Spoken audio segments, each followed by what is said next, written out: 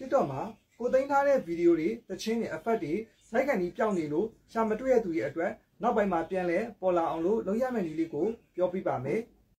ပထမဆုံးကျွန်တော်တို့အကောင့်မှာကျွန်တော်တို့သိမ်းဆည်းထားတဲ့ဗီဒီယိုတချင်းတွေနေရာကိုဝင်ဖို့အတွက်ကျွန်တော်ဝိုင်းပြထားတဲ့နေရာကိုကျွန်တော်တစ်ချက်ဝင်လိုက်ပါဝင်ပြီးလို့ရှိရင်ဒါဆိုကျွန်တော်သိမ်းထားတဲ့ဗီဒီယိုက1489ပုတ်ရှိပါတယ်အဲ့လိုဗီဒီယိုတွေအရန်အများကြီးကိုသိမ်းထားပြီးတော့လာပေါင်းများစွာထားမယ်ဆိုလို့ရှိရင်ကိုတကယ်ရိုက်တဲ့ခါကျလို့ရှိရင်အဲ့ဗီဒီယိုကရှာမတွေ့တာမျိုးပြောင်းနေတာမျိုးဖြစ်တယ်အဲ့ဒါတက်တာပေါ့နော် TikTok ကနေပြီးတော့အဲ့တော့ကျွန်တော်တို့က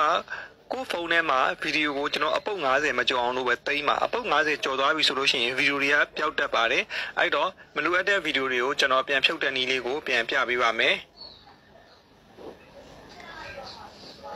ဗီဒီယိုတစ်ပုဒ်ကိုတင်ထားဗီဒီယိုတစ်ပုဒ်ထဲဝင်ပြီးလို့ရှိရင်မလိုအပ်တဲ့ဗီဒီယိုဖြုတ်ဖို့အတွက်ကျွန်တော် white ပြတဲ့နေရာကိုတစ်ချက်နှိပ်လိုက်ပါဒါဆိုလို့ရှိရင်အဲ့လိုမျိုးလေးတွေကျွန်တော်တို့ဖြုတ်လိုက်ပါကျွန်တော်ဖြုတ်ပြတဲ့လိုမျိုးလေးဖြုတ်တယ်ဆိုလို့ရှိရင်အဲ့ဗီဒီယိုကပြန်ဖြုတ်ပြီးပါပြီထိုနည်းတူပဲကျွန်တော်တို့ရဲ့ဖုန်းထဲမှာတချင်းတွေတင်ထားတာအပုတ်90အထက်ဆိုလို့ရှိရင်လာနဲ့ချီပြီးထားမယ်ဆိုလို့ရှိရင်စောင်းဆွေတဲ့နေရာကိုနှိပ်ပြီးလို့ရှိရင်အဲ့လိုတချင်းတွေက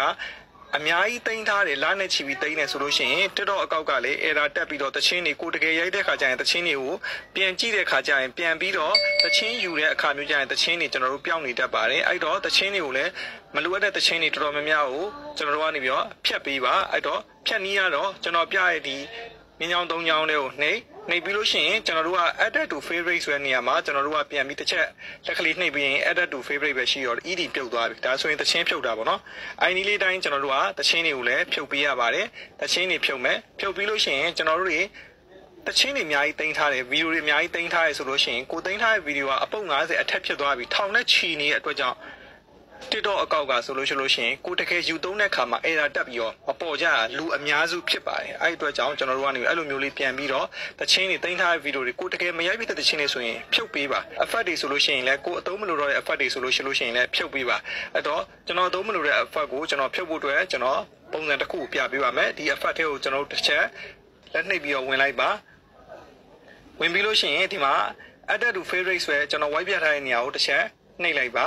ဒါဆိုလို့ရှိရင်effect ကလည်းကိုကနေပြီးတော့တင်ထားတဲ့ဟာတွေပြန်ပြီးတော့ဖြုတ်လို့ရသွားပါပြီဒီနည်းတိုင်းပဲတခြားမလိုအပ်တဲ့ကိုတင်ထားတဲ့ effect တွေကိုကိုထောင်နဲ့ချီပြီးရှိတယ်ရာနဲ့ချီပြီးရှိတယ်ဆိုလို့ရှိရင်ကျွန်တော် TikTok အကောင့်မှာကျွန်တော်တို့ effect တွေတင်ထားတာကြီးပြန်ပြီးတော့ဖြုတ်ပေးရမယ်ဗီဒီယိုတွေတင်ထားရဆိုပြန်ဖြုတ်ပေးရမယ်တချင်းတွေတင်ထားရဆိုလို့ရှိရင်ကျွန်တော်ပြန်ဖြုတ်ပေးပါ